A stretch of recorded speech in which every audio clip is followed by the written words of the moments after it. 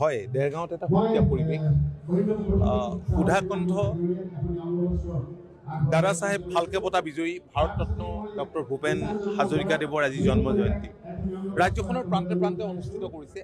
অসম চৰকাৰেও মুখ্যমন্ত্ৰী ডাঙৰীয়াৰ দূৰদৰ্শী নেতৃত্বত বছৰজোৰা বিভিন্ন কাৰ্যসূচী অনুষ্ঠিত কৰিবলৈ লৈছে। গোলাঘাটত ইতিমধ্যে আমি কৰি আহিলোঁ। জিলা প্ৰশাসনৰ উদ্যোগত অনুষ্ঠিত হোৱা সেই অনুষ্ঠানত আমি উপস্থিত আছিলোঁ। তাৰ পৰা পোনচাতেই আমি ইয়ালৈ আহিছোঁ। ইয়াত দেখিছোঁ এটা সুকীয়া পৰিৱেশ। বাপুজী মন্দিৰ আৰু লগতে দেৰগাঁও সমজিলা প্ৰশাসন সকলোৰে যৌথ উদ্যোগত আজি এই অনুষ্ঠানটো আয়োজন কৰিছে।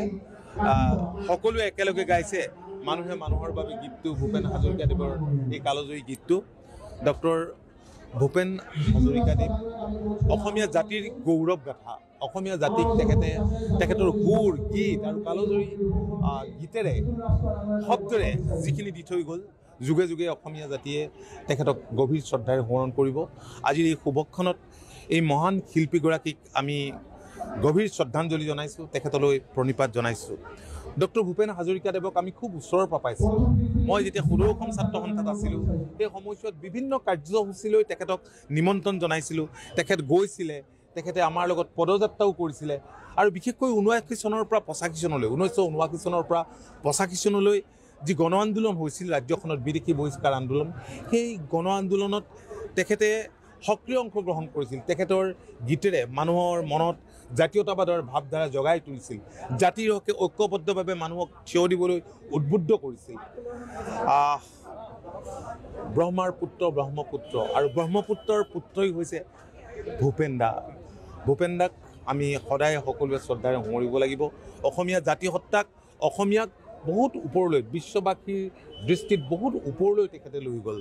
আৰু সেইকাৰণেই ভাৰত চৰকাৰে তেখেতক ভাৰত ৰত্ন উপাধিৰে বিভূষিত কৰিছে। আপোনালোকে জানে যে আমাৰ চৰকাৰে, মই ইতিমধ্যে উল্লেখ কৰিছোঁ আৰু সকলোৱে গমো পাইছে যে বছৰজোৰা কাৰ্যসূচী অনুষ্ঠিত হ'ব। আজি 8 ছেপ্টেম্বৰৰ পৰা 2026 8 ছেপ্টেম্বৰলৈ। অহা 13 তাৰিখে দেশৰ মাননীয় প্ৰধানমন্ত্ৰী আহিব। তেখেতৰ নামত এটা মুদ্ৰা, এই কথাখিনি সকলোৱে গম পাইছে। গতিকে এই ব্যক্তিগৰাকীৰ প্ৰতি আজি দেৰগাঁওবাসীয়ে, দেৰগাঁৱৰ বিভিন্ন 30টামানতকৈ অধিক সংগঠন ইয়াত জড়িত হৈছে। ৰাস্তাত শাৰী শাৰী পাতি ল'ৰা ছোৱালী, আবাল বৃদ্ধ বনিতা সকলোৱে একেলগে গাইছে, একেলগে।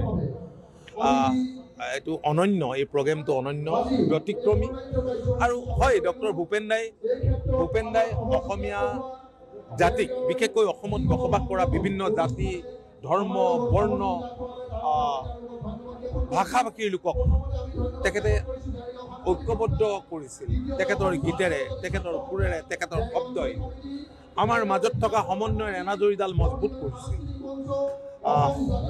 এই মহান শিল্পীগৰাকীক মই ভাবোঁ যে আজিৰ দিনটো দেৰগাঁৱত ইয়াত যেনেদৰে আৰম্ভ হৈছে, বছৰজোৰা বিভিন্ন কাৰ্যসূচীৰে নিশ্চয় চলি থাকিব। ধন্যবাদ।